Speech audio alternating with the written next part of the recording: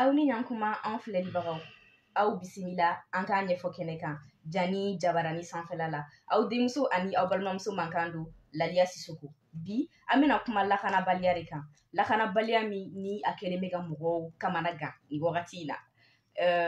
barakaju suɲɛniw donc an bɛna an da don a la k'a ɲɛfɔ kun min suɲɛni ninnu bɛ ka caya ni wagati na barakaju bɛ ka caya donc an balimakɛ fila b'an bolo an bɛna kuma di u ma u k'u yɛrɛ ɲɛfɔ an ɲɛna donc an b'a daminɛ Jakite la i bɛ se k'i yɛrɛ fɔ an ye dɔɔni n tɔgɔ ye Mahamadu Jakite. D'accord. Ok. Tingani i bɛ se ka dɔ fɔ an ye Ok. N b'aw bɛɛ fo ka n yɛrɛ fa fo ka aw yɛrɛ fana fo ka Safi fana fo min kɛra sababu ye sela yan ka Mali cɛden n'a musoman bɛɛ lajɛlen fo ka yɛrɛ wolo debu sur la rampart de bɛɛ lajɛlen fo ne tɔgɔ don Martin Beli n ye étudiant ye Institut national de formation des travailleurs sociaux la ka fɔ jama ni an dɔtɔla ye kɛnɛ kɔnɔ. Donc an bɛna ɲininkali tɛngu aw la an b'a daminɛ an fa la e yɛrɛ hakili la mun de kɛlen bɛ ka bingani wale caya ni wagati na surtout an bɛ mois min na sisan décembre kalo. Bon nin waati kɔnɔna kɔni an bɛ se k'a fɔ chaque année nin waati la problème bɛ mais ɲinan ta n'i y'a ye ɲinan ta fana ka jugu fɛn dama b'a kɛ n'o ye courant tigɛ parce que n'i y'a mɛn ni yelen bɛ yen i b'a ye barakaji zone ja tɛ farinya mais dibi la a ja bɛ farinya bon ne kɔni b'o caman k'a ye et puis bi manque de moyen fana position gɛlɛya bɛ mɔgɔ fana caman fana don a ko fana na. Oui. I bɛ se ka mun fɔ o la. Ouais, effectivement,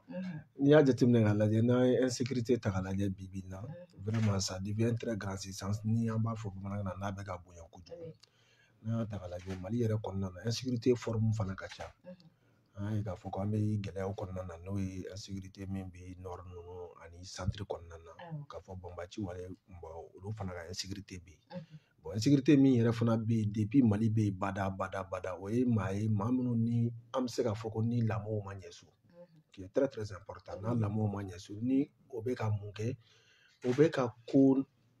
facilité jala u ye c'est à dire que ko nɔgɔya jala u ye u bɛ fɛ ka fɛn bɛɛ sɔrɔ nɔgɔya ni na pour que u ka se ka nisɔndiyaw sɔrɔ su kelen dɔrɔn kama ni an y'a jateminɛ ka lajɛ par exemple munna an ma kalo tɔw ta an ye décembre de ta wa décembre in kɔnɔna na an b'a dɔn activité phare minnu bɛ yen o ye activité phare fila de ye Noël ani 31 décembre o la o kɔnɔna na i bɛ taa sɔrɔ musaka min se tɛ o ye o de bɛ denmisɛnninw caman bila u bɛ taa hali ka taa adamadenw ni bɔn pour que u ka se ka o negelafɛnw sɔrɔ pour que ka se ka téléphone ɲɛnamaw san u ka an balimaw ka hakɛ to téléphone c'est à dire que comme radio fɛn télésola kuma de don hali u ka musow pour que u ka se ka fɛn kɛ npogotigininw ye k'i yɛrɛ yira wala ni an ka se ka fɛn sama sɔrɔ n'i y'a jateminɛ k'a lajɛ i bɛ taa sɔrɔ a fɛn facteur caman bɛ o de fɛ gɛlɛyaw ye tiɲɛ ye mais nɔgɔya fana bɛ ka diya jeunesse ye kojugu fo an ka bɔ o de kɔnɔna na an ka sɛbɛ kɛ pour que an ka se ka an ka fɛnw sɔrɔ an yɛrɛ halala an wɔsi ji la c'est très très important o ne hakilina ye. E hakili la parents de nɔ ye nin wa parce que ni an y'a jateminɛ est-ce que mara kɛlen bɛ ka labɔli kɛ an filɛ wagati min na sisan. Bon n bɛ foli di bangebagaw ma bi bi in na an bɛ yɔrɔ min na c'est à dire que du kɔnɔna dɔrɔn tɛ mara kɛ yɔrɔ ye an faw ni an baw olu bɛ se ka fɛn minnu di anw ma mais i bɛ taa sɔrɔ sigida kɔnɔna na sigida fana bɛ se ka anw tiɲɛ sabula an ka dɔnnibagaba dɔ bɛ a ko maa bɛ wolo ɲumanya la mais sigida de bɛ se ka maa tiɲɛ i y'a faamu o la n'i lamɔna so cogo o cogo ni sigida fana ma ɲɛ i bɛ taa sɔrɔ a bɛ kɛ baara ye éducation ye secteur saba de ye quoi lamɔ so école ani sigida kɔnɔna i n'a fɔ n'an b'a fɔ carré kɔnɔnaw la o la o lamɔ ninnu cogoyaw bɛɛ lajɛlen na n'i y'a jateminɛ ka lajɛ bɛɛ n'i ka part de responsabilité de don hali ni so ɲɛna kalanyɔrɔ ɲɛna ni sigida ma ɲɛ i b'a dɔn a bɛ tiɲɛ o la bɛɛ de kan k'i cɛsiri an bɛ se k'a fɔ nin yɔrɔ in na bɛɛ de jɔyɔrɔ b'a la la part de responsabilité est située à tous les niveaux bɛɛ de kan k'i jɔ i jɔyɔrɔ la o la n'an bɛɛ y'an bolo di ɲɔgɔn ma an bɛ se k'a fɔ ko lamɔ taabolo n'a ɲɛna nin secteur saba ninnu na an bɛ se ka kisi nin fɛn ninnu ma sinon lamɔ de don ni lamɔ tɛ denw bɛ don na bi i b'a dɔn gɛlɛya min b'an na n'an bɛ insécurité fɔ an ka kuma nord ni fɛn ninnu kan santé nin kɔnɔna na i b'a dɔn denw bɛ yen bi minnu banna 70,000 la minnu banna 60,000 gɛlɛya b'u kan o ye kalanw kɛ o diplôme b'u bolo u ma se ka taa baara sɔrɔ mais banbaci walew nan'o nɔfɛ k'o ka fara olu kan pour que k'u ka jamana kɛlɛ mais o banna o ma sabula lamɔ de don so maa dɔw bɛ kɔngɔ préféré bi k'a fɔ k'u ka taa fara maa wɛrɛw kan k'u ka jamana kɛlɛ maa dɔw bɛ kɔngɔ préféré bi ko olu bɛ bɔ ka taa suyɛnni kɛ maloya bɛ maa dɔw la ka suyɛnni kɛ bi a bɛ sɔrɔ danbe de la a bɛ sɔrɔ so de wa ni nin bɛɛ lajɛlen nana n'an bɛɛ y'an jɔyɔrɔ kɛ t'a sɔrɔ dɔ bɛ bɔ a ko la o ne hakilina ye. D'accord, problème t'a la. Ne fa ni an y'a jateminɛ k'a lajɛ bangebaga caman bɛ yen nɔ b'a dɔn suyɛnni bɛ daminɛ depuis so de bangebaga caman bɛ yen u b'u denw sutura depuis ni den bɛ suyɛnni fitinin daminɛ a bɛ warinenw ta a bɛ fɛnw ta ba b'a fɔ papu yɛrɛ kɔni ayisa an kana nin kuma la taa yɔrɔ jan donc a b'a essayer ka den sutura e hakili la est ce que o de tɛ ka suyɛnni ninnu juguya bi bi in na. o y'a fɔ cogo min na o kuma comme Temeli y'a fɔ cogo min na mara parce que sokɔnɔna de base ye parce que den bɛ bɔ so kɔnɔ a bɛ taa école la donc n'a bɔra école la a bɛ don quartier kɔnɔ donc a suyɛnli bɛ daminɛ depuis so kɔnɔna na parce que so kɔnɔ anw ɲinɛna denmisɛnninw kɔ bien vrai que fɛn ɲini ye tiɲɛ ye et puis an ma n'i y'a daminɛ parce que ne bɛ se ka dɔɔni fɛngɛ n'i y'a daminɛ fɔlɔ ka na sisan i b'a ye mara tiɲɛna parce que bi contrôle yɛrɛ tɛ fɛngɛ nin yɛrɛ suyɛnli yɛrɛ base ye so kɔnɔna ye e y'i den ye téléphone b'a bolo téléphone min b'a bolo a tɛ baara la ou bien i ye den ye moto b'a bolo a tɛ baara la bon ni e m'o ɲininka o bɛ courage de don a la ou bien a bɛ siran de fɛngɛ a la bon ne fɛ ni depuis so kɔnɔna na n'a ye denw dilan c'est comme k'u kɛlɛ depuis so kɔnɔ n'o kɛlɛla depuis so kɔnɔ o b'a dɔn k'o bɛ kojugu de la bon so kɔnɔna na n'o négligé la so kɔnɔna na i bɛ n'a ye a t'a dɔn ko kojugu yɛrɛ don donc a bɛ bɔ so kɔnɔ a bɛ na quartier kɔnɔ a bɛ bɔ quartier kɔnɔ a bɛ na jamana yɛrɛ kɔnɔ donc fɛngɛ nin kɔni fɛngɛ nin base yɛrɛ a base bɛ so kɔnɔ donc fo ka base nin de dilan bon tant que base nin ma dilan lafiya tɛ kɛ i y'a faamu. mais e hakili la fantanya fɛnɛ nɔ t'a la. bon fantanya ne bɛ se ka fɔ fantanya ɲɔ t'a la parce que adamaden n'i yɛrɛ dɔn parce que ne bɛ n yɛrɛ dɔn ne b'a dɔn ne ye fɛngɛ min i y'a faamu bon n'i yɛrɛ dɔn bon fantanya nɔ t'a la parents de n bɛ se ka fɔ parents de responsabilité parents de ɲinana responsabilité kɔ fantanya tɛ mɔgɔ bila suyɛnli la o fantanya tɛ mɔgɔ bila suyɛnli la baara fana baara fitinin tɛ yen i ye baara fitinin yɔrɔ o yɔrɔ a ye dɔ kɛ fɛnba ye i y'a faamu donc ne fɛ problème yɛrɛ bɛ so kɔnɔna yɛrɛ de la problème bɛ so kɔnɔna de. Ouais, effectivement a yɔrɔ min fɔ c'est très très important mais n bɛ segin ka na jusqu'à présent fa de responsabilité a bɛ secteur saba de ni ɲɔgɔn cɛ les autorités ruyi kɔnɔna na parce que n'an ye autorité fɔ éducation yɔrɔ o ye quoi bon maintenant ruyi kɔnɔna na c'est à dire que il faut jusqu'à présent an ka baaraba de kɛ mais base yɛrɛ a ye min fɔ o de ye famille ye parce que an mana kɛ cogo cogo yanni an ka bɔ ko an bɛ taa ɲɔgɔn sɔrɔ ruyi kɔnɔna na ou bien an ka taa ɲɔgɔn sɔrɔ éducation école ninnu kɔnɔna na an bɛ bɔ famille dɔ de la quoi mais il faut reconnaître que la part des responsabilités aujourd'hui faw jɔyɔrɔ ka bon a la ka tɛmɛ baw kan. parce que n'a jateminɛ k'a lajɛ bi an bangebagaw an ba musolakaw de ka teli ka an lamɔ faw tɛ ye so yɛrɛ. ouais effectivement parce que c'est les besoins parce que ni fa fana ye sigi i n'a fɔ ba bɛ sigi cogoya min na i bɛ taa sɔrɔ a bɛ kɛ baara ye mais il faut reconnaître que yala o par exemple ni du min kɔnɔ ni fa bɛ baara la ba bɛ baara la jɔn bɛ denw lamɔ bon i m'a ye a bɛ kɛ baara ye mais c'est pour montrer que il faut que faw ka temps sɔrɔ ka baro kɛ ni denmisɛnninw ye baw ka temps sɔrɔ ka baro kɛ ni denmisɛnninw ye fɔlɔ la fɛn caman dabila la anw bi tile la sinon wagati dɔ tun kɛla tuma min na an tun bɛ kɔrɔya dɔɔni an b'a ye souvent an faw tun tɛ temps sɔrɔ mais u bɛ temps dɔw créer dimanche donyaw fɛ u bɛ sigi n'an ye u bɛ baro kɛ ne yɛrɛ fa tun tɛ bɔ dimanche donya fɛ a bɛ den bɛɛ wele hali n'an kan ka exercice kɛ an bɛ exercice daminɛ à partir de 7h ka taa bila 10h la o kɔfɛ a bɛ tila ka baro kɛ n'an kɔrɔmuso ye minnu bɛ ekɔli la minnu tɛ ekɔli la denmansaw kan ka baro kɛ ni denmisɛnninw ye ani fana yɔrɔnin dɔ fana bɛ yen mɔmusow ni mɔkɛw mɔgɔw bɛ ka ɲinɛ olu kɔ olu ka rôle ba de bɛ yen olu bɛ to du kɔnɔna na u bɛ to ka denmisɛnninw jate minɛ ka to ka compte rendu kɛ faw ye ka to ka compte rendu kɛ ba ye. mais bi na n'i y'a jateminɛ ka lajɛ o mamuso n'o mɔkɛ yɛrɛ olu yɛrɛ de ka teli k'an tiɲɛ. Ouais, parce que o de expression de la mɔgɔw kunkolo la ani fana o de taabolo fana jala maaw ye sinon en réalité maakɔrɔba ninnu jɔyɔrɔba de bɛ den ka lamɔ na ka tɛmɛ fa ni baw kan o la o directoire in de dɛ il faut que an k'o de labato jusqu'à présent ni kuma bɛɛ bɛ yɔrɔ min kan o de y'a kɛ maakɔrɔbaw y'a fɔ an ye depuis lawale ko so dɔn yiri dɔn yɛrɛ dɔn ni ɲɔgɔn tɛ n'an y'an yɛrɛ dɔn i bɛ taa sɔrɔ fɛn caman bɛ yen an tɛ sɔn ka don a da fɛ certes fa n'a ka jɔyɔrɔ don mais den fana bɛ se k'a yɛrɛ lamɔ dɛ n t'a dɔn n'an bɛ ka ɲɔgɔn faamu den dɔw bɛ yen o ma mɔ o fa bolo o ma mɔ o ba bolo mais ladamu min b'o o la dɔw bɛ yen o lamɔna o fa n'o ba bolo ladamu t'o la mais il faut reconnaître k'an ka segin ressource ma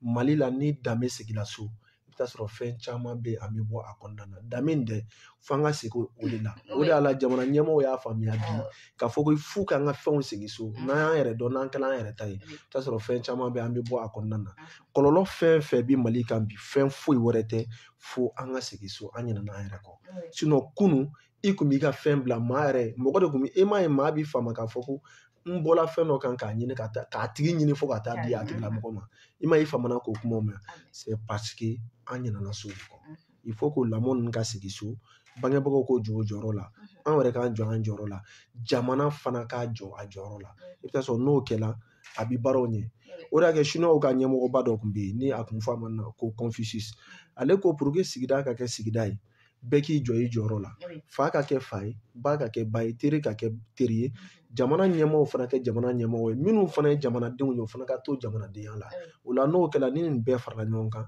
i b'a ye k'a fɔ ko fɛn ninnu chaîne de don quoi i n'a fɔ moto chaîne bɛ cogoya min na ni kelen tigɛla dɔrɔn i b'a ye a tɛ se ka taa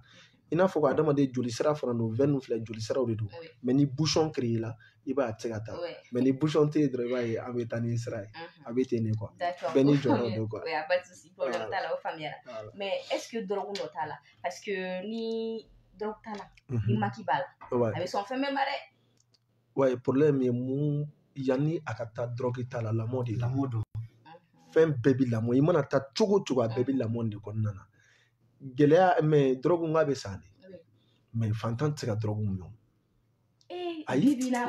fantanw de ka ca la dɛ fantan tɛ se ka drogue min ko olu de bɛ kɛ faamaw nɔfɛ denmisɛn minnu i bɛ taa sɔrɔ secteur la sa mɔgɔ min bɛ drogue ninnu i bɛ taa sɔrɔ kelen de bɛ ale de ye élément clé ye wari b'ale de bolo ka circuler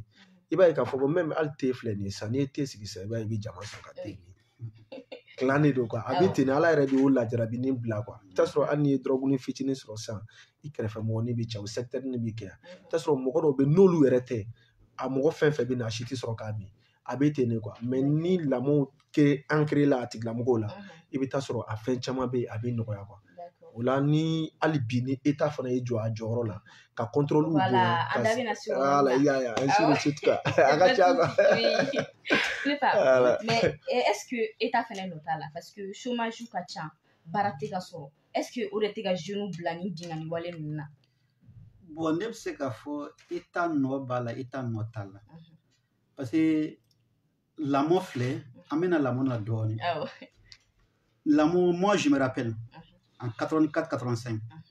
Sevare ne c'est comme i b'a dɔn Sevare kan kun ka ca à partir de 8h30 parce que ni agent kɔni ye élève ye k'a sɔrɔ i tɛ classe kɔnɔ a b'i minɛ a b'i can wa a b'i guider f'i ka classe kɔnɔ bon ne fɛ État kan ka na a kan ka segin o de ma bon ni segin fana kɛra o ma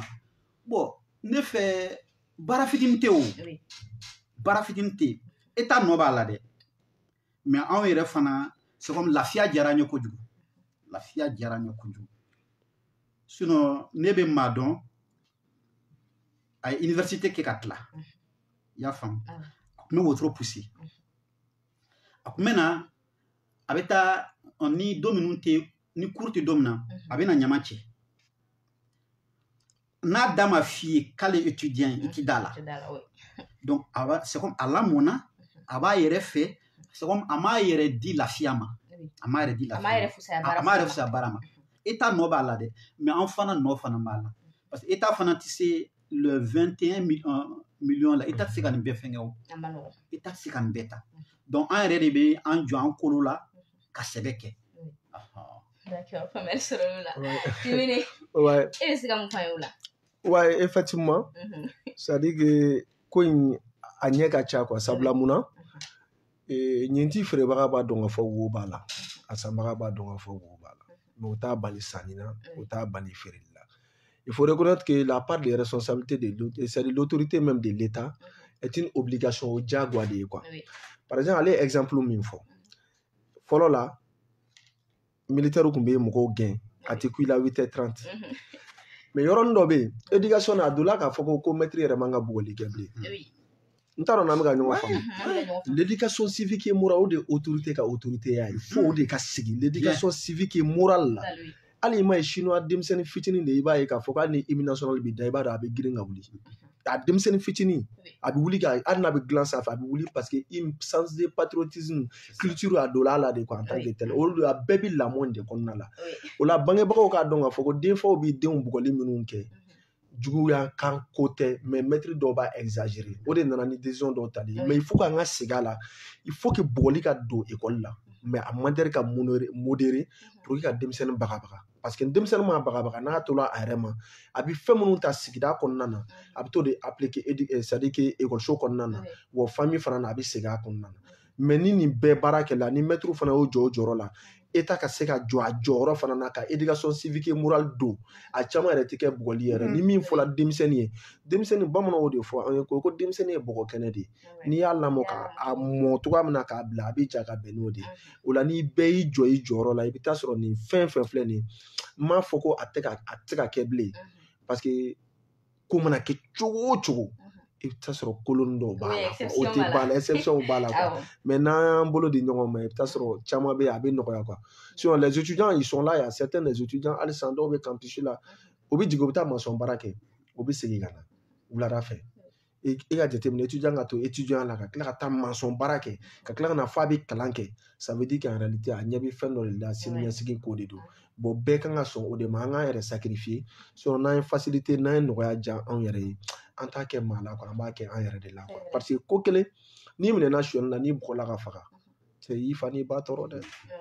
o ye kelen ni den fɛn fɛn bɛ miiri o la hali ni mɔgɔ ka fɛn bilalen i b'i yɛrɛ minɛ quoi bɛɛ ka se yɛrɛ minɛ na tant que n'an ma se k'o kɛ sinon an bɛɛ ka dɔn ka fɔ gɛlɛya bɛ yen dɛ mais gɛlɛya ma daminɛ bi dɛ il faut le reconnaître kabini Mali bɛ gɛlɛya bɛ yen hali régime jɛla cogo o cogo gɛlɛya bɛ yen bɛɛ tɛ se ka fɛn sɔrɔ o la maintenant en matière même de l'emploi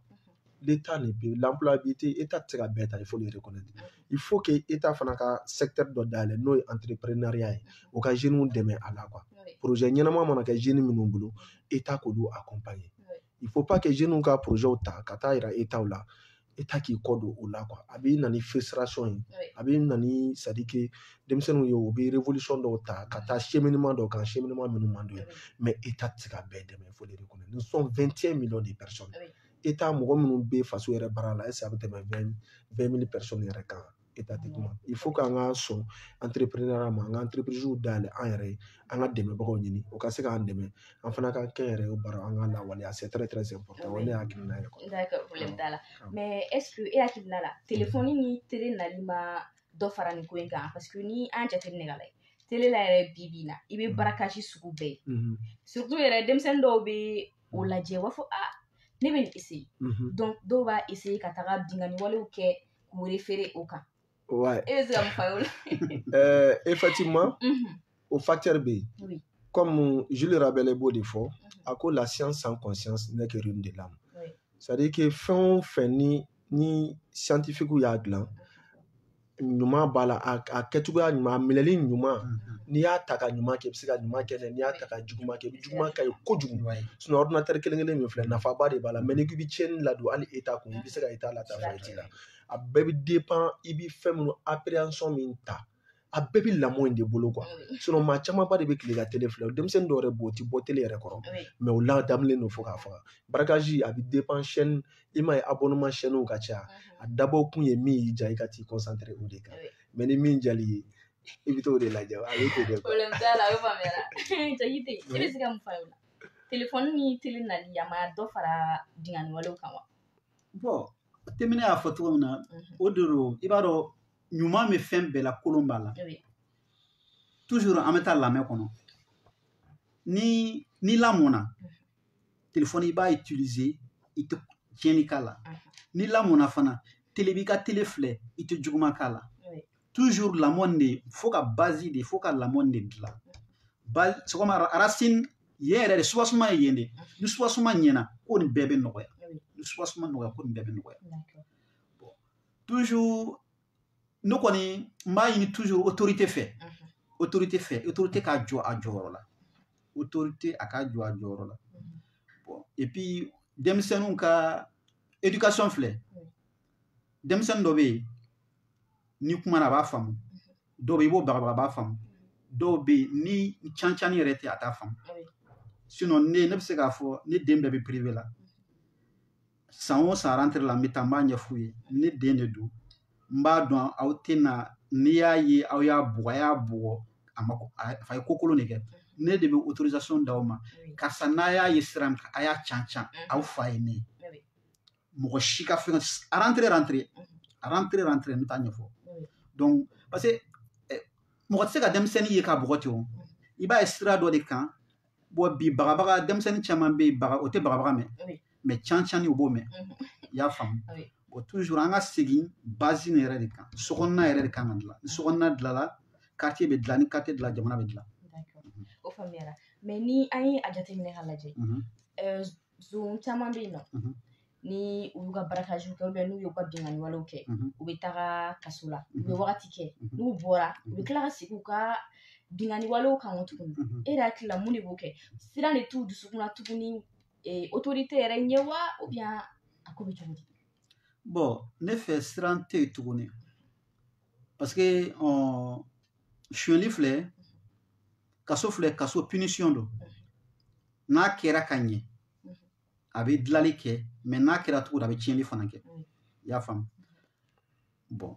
par exemple sisan a ye sonyali kɛ a ye dɔ ka moto suɲɛ sisan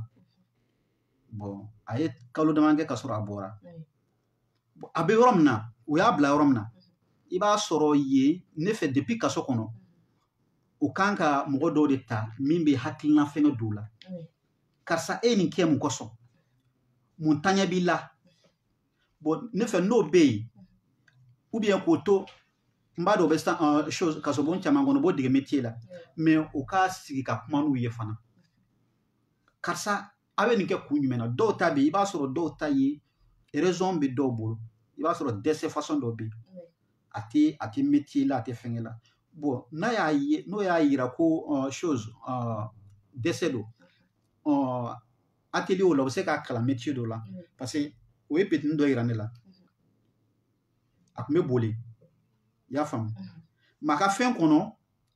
a y'i yɛrɛ saisi a bɛ chaise de dilan a bɛ chaise fɛngɛ ninnu de dilan mais a ye o kalan prison de kɔnɔ a y'o kalan prison de kɔnɔ donc mɔgɔ bɛ kalan métier la yen nɔ mɔgɔ bɛ kalan métier la yɔrɔ la mais ne fɛ kalan dɔrɔn tɛ quoi u ka baro kɛ n'o ye ka hakilinaw ɲini parce que ni baro bɛ kɛ hakilina bɛ yɛlɛma dɔɔnin dɔɔnin mais toujours n'a y'o kɛ ɲɔgɔn kan o denkɛ fɛngɛ kɛ ɲɔgɔn kan toujours o bɛ hakilina kolon dɔn karisa ne yɛrɛ bɔra n bɛ nin kɛ tan n bɛ nin kɛ tan n bɛ nin kɛ tan f'u bɛ fara ɲɔgɔn kan ka tila ka kɛ kulu wɛrɛ tuguni bien bon toujours n'o kɔni donna o ka encadreur dɔ fɛnɛ min bɛ to k'o encadrer ka hakilina ɲuman don o la o kɔni ye ne ka hakilina ta ye autorité k'o ɲɛɲini k'o fara a ka kow kan quoi. D'accord, o faamuyara. Tɛmɛni e hakilina ye min o la. Ouais, effectivement. Vous savez que a ko ɲɛ ka ca quoi. Oui. A ko ɲɛ ka ca. Mais an bɛ min ɲini dɔrɔn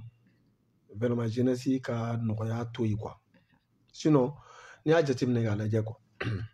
kaso dabɔ kun ye jumɛn de ye f'i ka nimisa k'a fɔ i ye ko minnu kɛ i tɛna segin a ɲɔgɔn na. Mais kaso bon lajɛ bi yɔrɔ minnu rééducation bɛ yen i b'a ye k'a fɔ ko en réalité a man ca.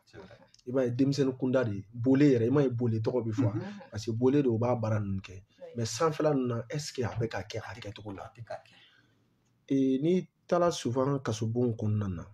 i b'a ye k'a fɔ ko souvent laisser aller dɔɔnin bɛ yen mais ka gardien de prison fo ni yɔrɔ la sabula au Mali aussi fɛn dɔw bɛ a tɛ se ka kɛ yan quoi parce que socialisme bɛ anw fɛ yan quoi o ye an yɛrɛ danbe ye o tɛ se ka bɔ anw fɛ yan wala tubabuw bɛ exigence dɔw kɛ olu fɛ yen mais anw ka danbe tɛ sɔn o ma an b'a lajɛ an ka kuma ni ɲɔgɔn ye adamadenya la an ka ɲɔgɔn to yen cogoya dɔ la an ka se ka évoluer o bɛ se ka kow ɲɛ o y'an hakilina ye quoi mais souvent il faut taper le fer très très fort sinon n'i m'a kɛ dɔrɔn i bɛ taa sɔrɔ a tɛ ɲɛ quoi n'i y'a dan ne ma dɛ rééducation secteur man ka kɛ hali métier in dɔrɔn ye quoi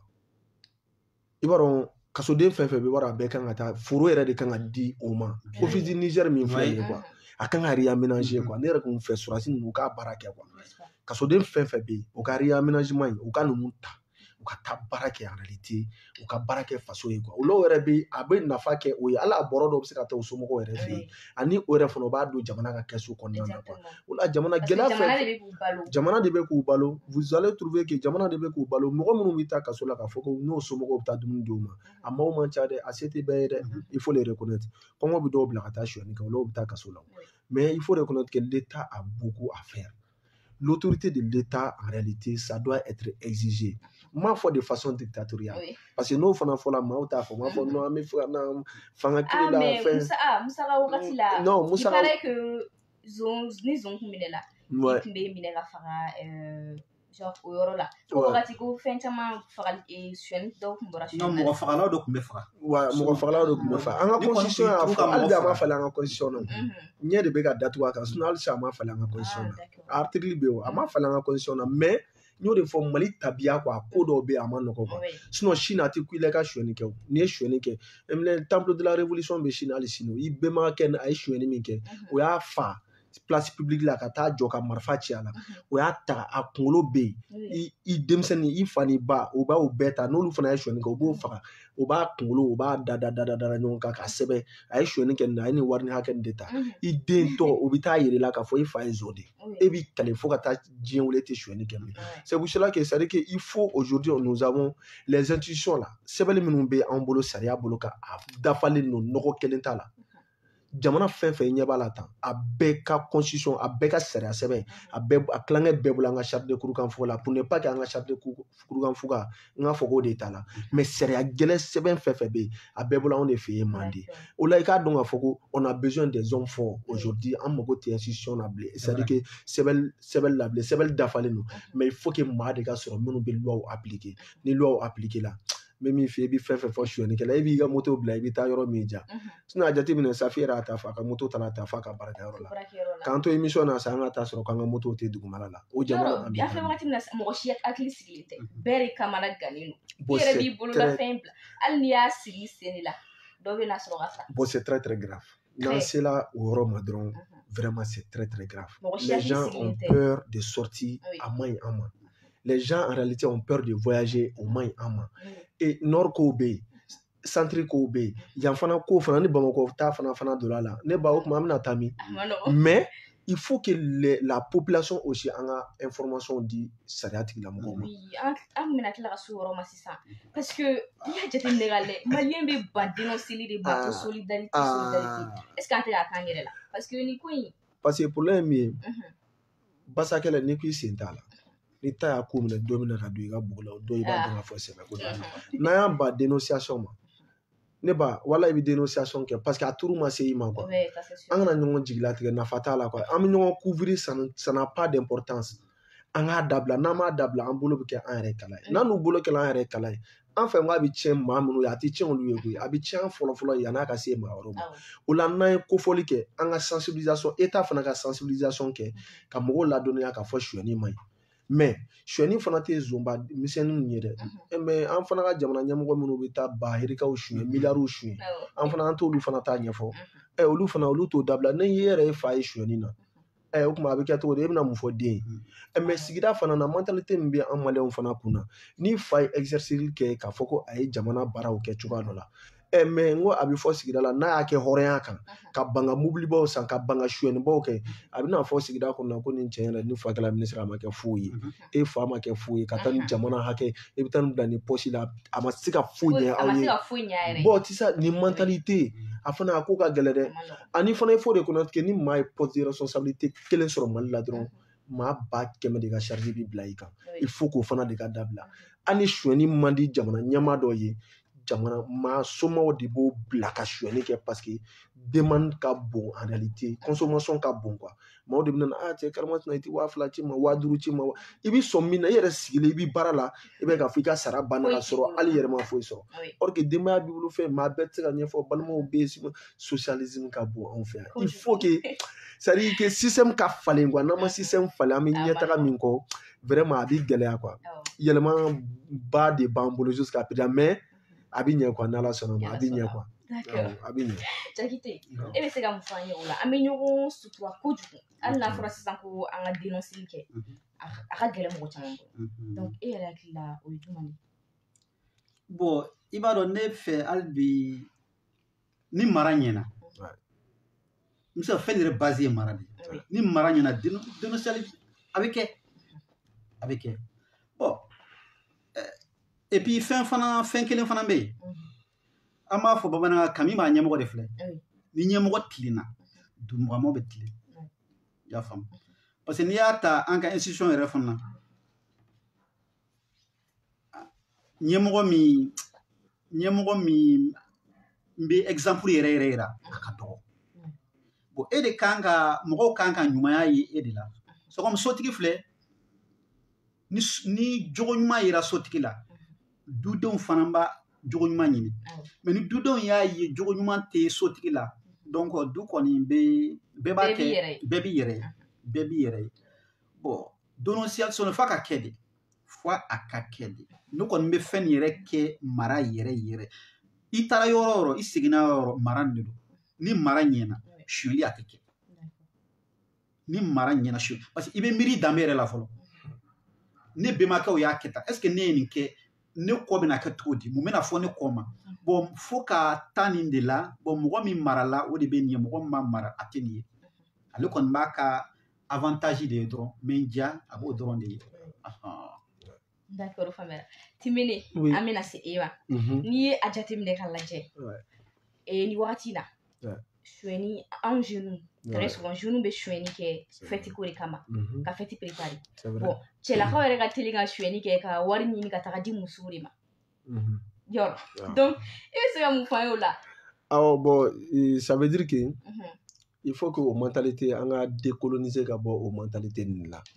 il faut reconnaître que fête ye su kelen dɔrɔn de ye a mɛnnenba ye su fila ye a caman yɛrɛ ye su kelen ye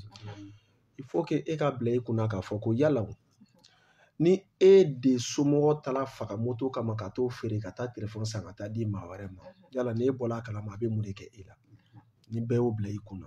ou bien ka taa maa ka bitigi Dakar den fa de bɛ taa a yɛrɛ sɛgɛn ka nafolo ɲini k'a ka bitigi fa ka bila k'a b'a ka denbaya ka nasɔngɔ ɲini na e fa ɲɔgɔnna dɔ de don e bɛ t'o ka Dakar pour que e ka se ka mago ɲɛ npogotigi ye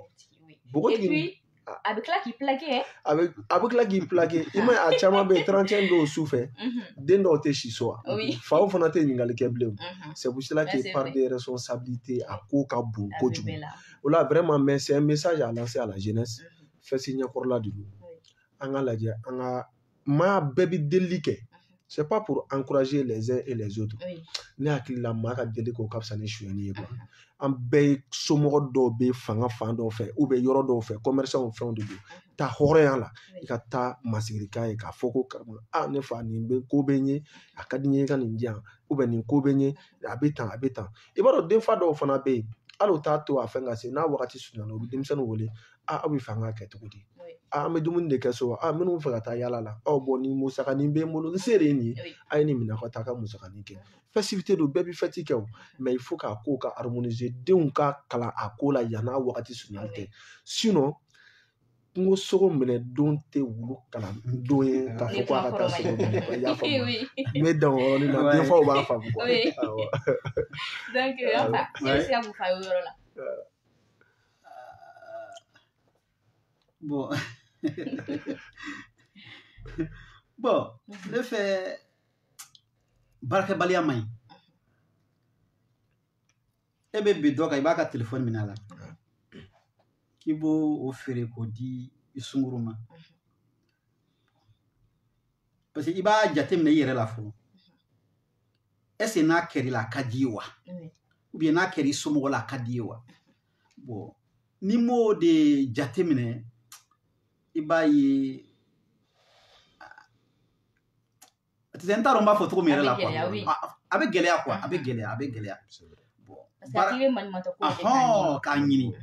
bon ne fɛ fête kɔni tile kelen ko de don et ni sɛbɛ don i bɛ se k'a préparer depuis le 1er janvier i bɛ se k'a préparer a bila dɔrɔmɛ 20 dɔrɔmɛ 40 ko furu sigi ka bila kɔnɔ n'i bɛ fɛ k'i ka fɛngɛ kɛ honnêtement i kana mɔgɔ tɔɲɔ i b'i ka jetoni bila a kɔnɔ san bɛ dafa waati 31 décembre bɛ dafa waati o y'a sɔrɔ i sago bɛ min na i hakili bɛ min na o bɛ sɔrɔ a kɔnɔ tɔɲɔ a bɛ tanya fɛn caman ma quoi a bɛ tanya fɛn caman mais n'i ko k'i tɛ baara kɛ o de bɛ na ni ko ninnu bɛɛ ye baarakɛbaliya don a ma nɔgɔn Timene an bɛ ɲininka o tuguni an balaka minnu bɛ yen nɔ fête masurunya ninnu na surtout 31 masurunya la u bɛ taga suguba ninnu kɔnɔ u bɛ finiw suɲɛ u bɛ mèches suɲɛ e bɛ se ka mun de fɔ o ko kan? Ouais, vraiment c'est un message à eux et vraiment Mali kɔnɔ Mali bi kelen tɛ Mali non i b'a dɔn an ma fɛn ba dɔn Mali ko la quoi mais fitinin min dɔn quoi denmuso ka suɲɛni kɛ i b'a dɔn yɛrɛ faga de kun mais cɛw kun bɛ se ka suɲɛni kɛ mais muso ka suɲɛni kɛ ka jala gɛlɛya ka mɔgɔ ka fɛn yɛrɛ ta wallahi a kun ka gɛlɛn Mali kɔnɔna na quoi Mali lawale mais an bɛ bi Mali min na a ko ma nɔgɔ quoi mais daga jɛngɛnna a kɔnɔna bɛ fɛn ma bɔ jusqu'à présent an bɛ taa lamɔ yɔrɔ in na mais a tɛ bali an ka voix dɔw dayɛlɛ quoi o voix nin ye jumɛn ye c'est jusqu'à présent maa ka dɔn k'a fɔ ko fɛn min se t'i ye i kana a karaba mais a bɛɛ bɛ lamɔ in de bolo ni golo ma se yɔrɔ min na a bɛ fara bon a jateminɛ ka fana hali suɲɛni dɔrɔn tɛ sugu kɔnɔnaw la minnu bɛ taa karimasina ka 5000 minɛ ka taa 10,000 minɛ e ma plaqueli ko kuma fɔ wa dɔw fana o facilité dɔw bɛ nin dernière minute ninnu de to ka taa nin ka wari minɛ ka taa nin ka wari minɛ ka essayer k'a bɛ bɔ ni maa wɛrɛ ye ko kɔfɛ ko a ko kɔlɔlɔ tɛ bɔ a la a kɔlɔlɔ dun maa caman bɛ yen bananiw ni fɛnw bɛ bɔ a la dɔgɔtɔrɔsolataw bɛ bɔ a la fangalataw bɛ bɔ a la mais i bɔnna fu nafa foyi tɛ nin si la an ka lajɛ hali bi an ka segin so n'an seginna so 31 tɛ diyagoya ye dɛ an ka tiɲɛ fɔ ɲɔgɔn ye 31 tɛ diyagoya ye dɛ a jateminɛ ka lajɛ denfaw bɛ effort min fourni pour que an ka se ka balo surtout nin gɛlɛya tile min na surtout an bɛ nin décembre kalo min na bɛɛ b'a dɔn gɛlɛya min bɛ nin wagati min na e k'a jateminɛ k'a lajɛ k'a fɔ ko mɔgɔ de bɛ sɔrɔ npogotigiw de bɛ sɔrɔ k'a fɔ ko o tɛ o denmansaw lajɛ ko e bɛ taa suɲɛni kɛ n'i minɛn'o la e ba bɛ se ka jama lajɛ cogo di sigida yɛrɛ kɔnɔna na mais problème fana ye min ye bi an ka éducation fana y'a jira k'a fɔ ko suɲɛni maloya foyi t'a la i dan ye mako ka ɲɛ c'est-à-dire non il faut que mentalité dɔ bɛ il faut que an ka nin fɛn dɔ de ancrer quoi dugutigilakaw ka baara kɛ hali bi kan jusqu'à présent dugutigilakaw an bɛ ka ɲinɛ yɔrɔ min kɔ dugutigilakaw ka jɔyɔrɔba de bɛ yen dɛ i b'a dɔn dugutigilakaw kumakan lamɛnnen don hali ka tɛmɛ autorités kan a fɔ n y'a f'i ye dutigiw ka kuma lamɛnnen don du kɔnɔna na cogoya min na dugutigi fana lamɛnnen don dufaw fɛ ka tɛmɛ hali autorités kan o la a caman ye min ye jusqu'à présent baroɲɔgɔnyaw ka caya décolonisation mentalité ninnu fɛti ko ninnu il faut que an ka bɔ denmisɛnninw kunna ka baara ɲɛ yira denmisɛnninw na an denmisɛnninw vraiment il faut que an ka baara ɲɛ sira an ka sira ta dɛmɛ bɛ na don n'a nataw la 35 kɛmɛ de tɛmɛna kɛmɛ wɛrɛ de bɛ nalen n'i yɛrɛ to kelen bolo n'i taara a da fɛ n bɛ min fɛ kɛmɛ b'i fɔ i kɔ dɛ an dun tɛ fɛn caman ka fɔ an kɔ an si ka ca o ye ne hakilina ye. D'accord Jakite e bɛ se ka mun fɔ an ye an balimamuso minnu bɛ nin waleya nin kɛ e bɛ se ka mun fɔ bon toujours ne kɔni fɛ comme Temine ka kuma don toujours an bɛ segin o de kan adamaden i ma se yɔrɔ o yɔrɔ i ka n'i yɛrɛ bila yen et puis fête nin fana diyagoya fana tɛ i bɛ se k'i ka fête kɛ honnêtement i tɛ mɔgɔ tɔɲɔ mɔgɔ tɛ tɔɲɔ i tɛ bin mɔgɔ kan mɔgɔ tɛ bin i kan fête n bɛ se k'a fɔ tile yɛrɛ tɛ heure kelen don heure damadɔni dɔrɔn de don min se b'i ye don min na a kɛ i k'i sigi i ka da la i ka musique lamɛn ou bien ni sɛ b'i bolo sɛ fɛngɛ i k'o dun i ni teriw ka jɛ k'o dun ça vaut pas le coup ko an bɛ taa boîte la an bɛ taa yala an bɛ taa fɛngɛ tɛ jagoya tɛ o jagoya tɛ nisɔndiya de don san yɛlɛmana a yɛlɛmana ka n kɛnɛma to donc n bɛ sawa i y'a faamu bon o sawa man k'i bila suɲɛli la sinon hɔrɔnden kɔni hɔrɔnden fɛn dama bɛ yen hɔrɔnden man ka ye a la a man ka fɔ a ma surtout ka ye a la yɛrɛ min ye suɲɛli ani dɔw yɛrɛ fana bɛ t'i yɛrɛ prostituée ni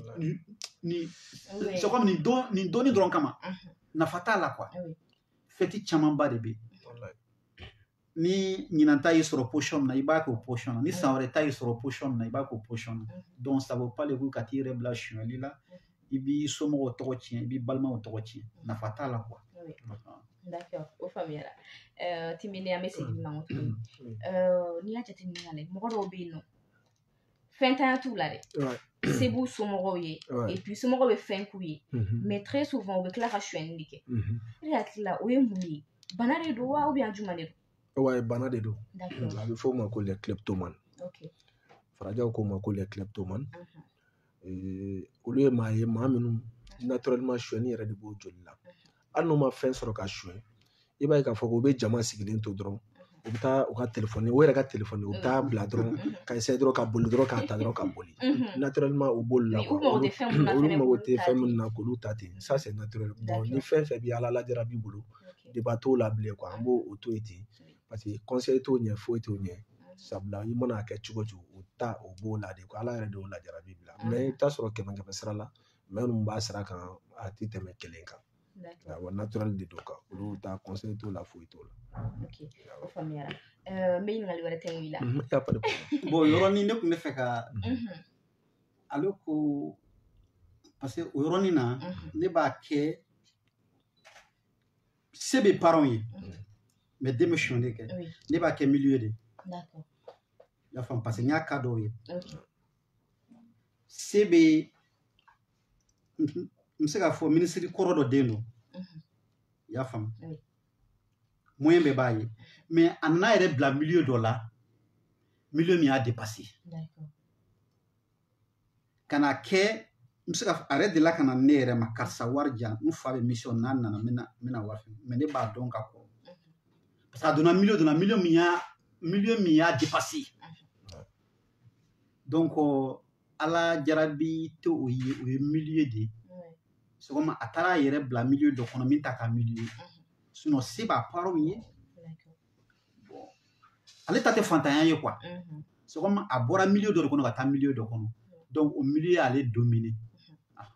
D'accord. Voilà, mais rebondir dɔ de yan pour que an ka teliya quoi effectivement olu ye cas exceptionnel ye mais kleptomaniw bɛ yen n t'a dɔn n'a y'a jateminɛ olu mɔgɔw bɛ naturellement o bɛ fantanden kunda o bɛ faamaden kunda olu naturellement olu bɛ sonyɛli yɛrɛ de kɛ o mago tɛ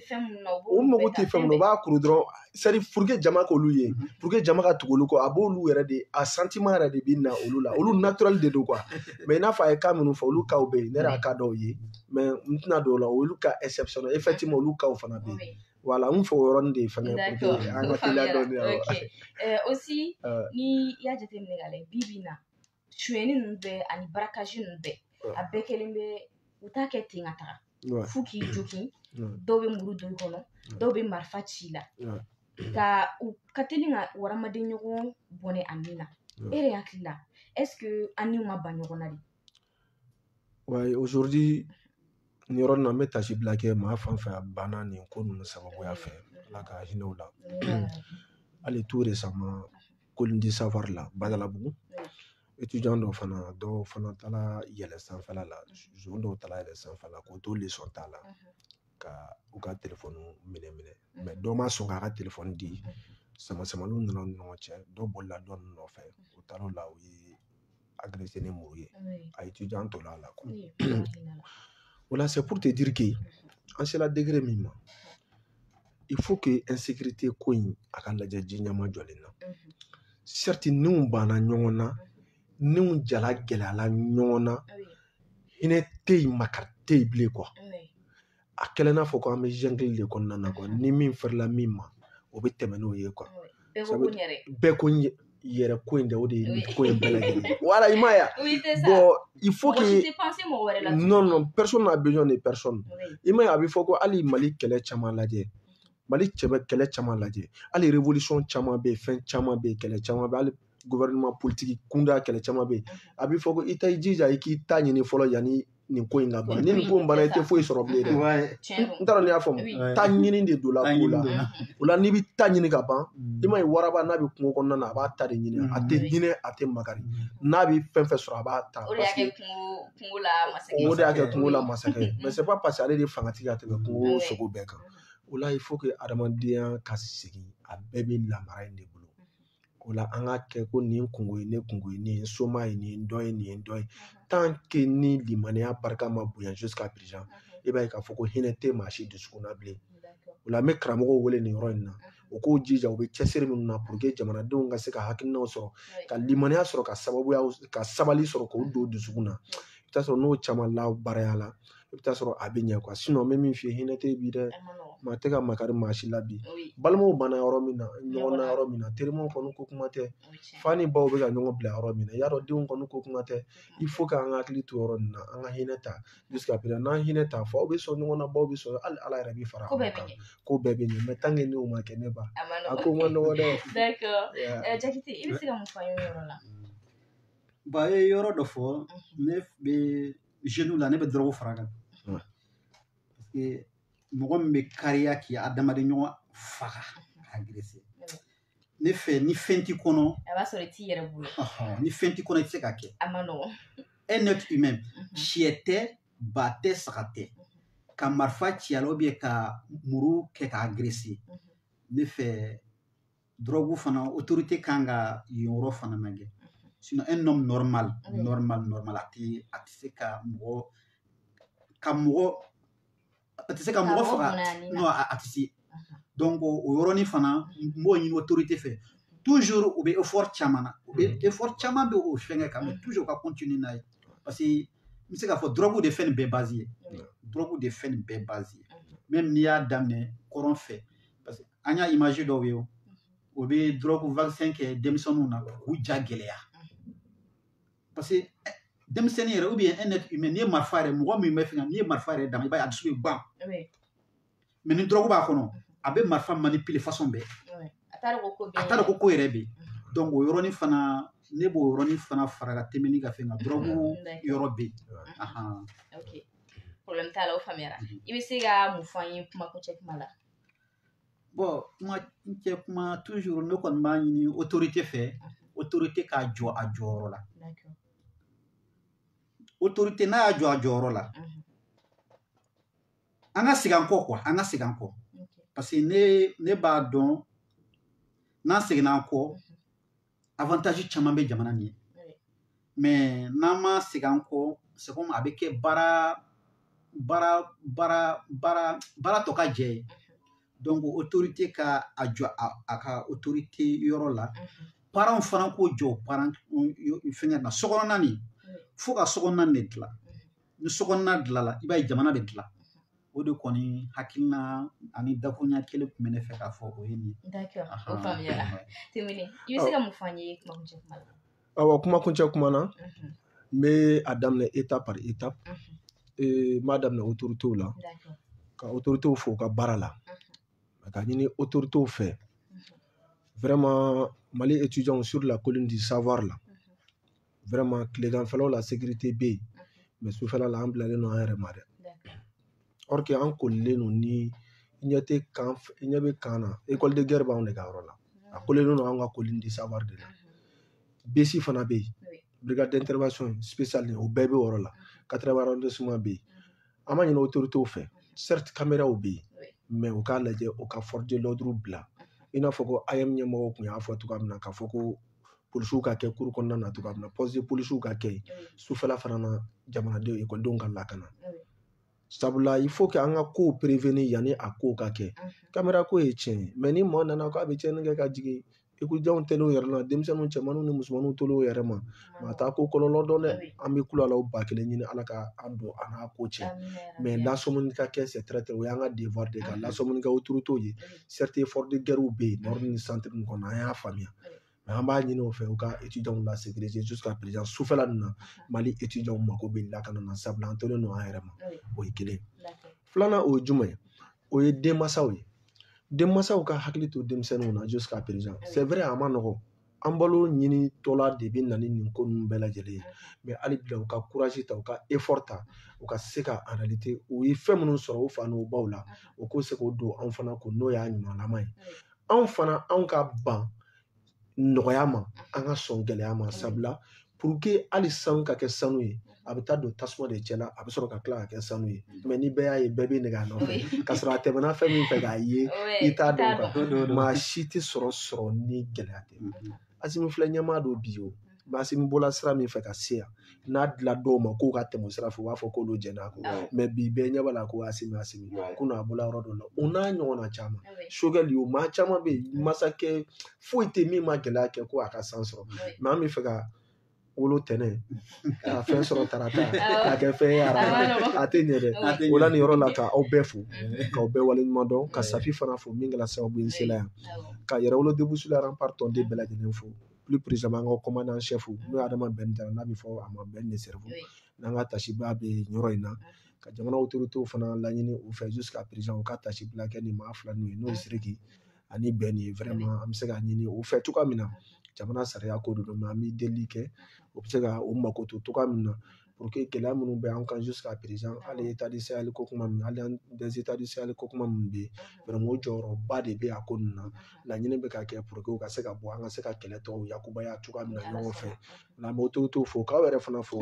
ka Mali étudiants bɛɛ lajɛlen fo ko an ma an ka hakili sigi ni Ala sɔnna ma kow bɛɛ bɛ ɲɛ gɛlɛya bɛ tiɲɛ don mais an ka dɔn k'a fɔ ko an b'an ka yɛrɛma hɔrɔnya kɔ a kow ma nɔgɔn mais an ka da ɲɔgɔn na anw bɛ ka Ala deli nin wagati ninnu ka se an b'a wagati de la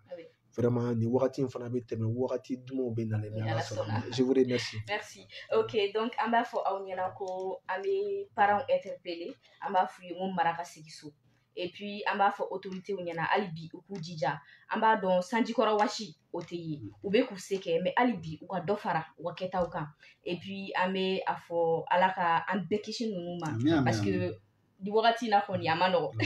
donc hali bi Ala ka hakilina ɲuman di an bɛɛ lajɛlen ma aw n b'aw fo. À tout moment ni mago bɛ an na kuma ne kɔni personne je suis disponible à tout moment. Merci beaucoup donc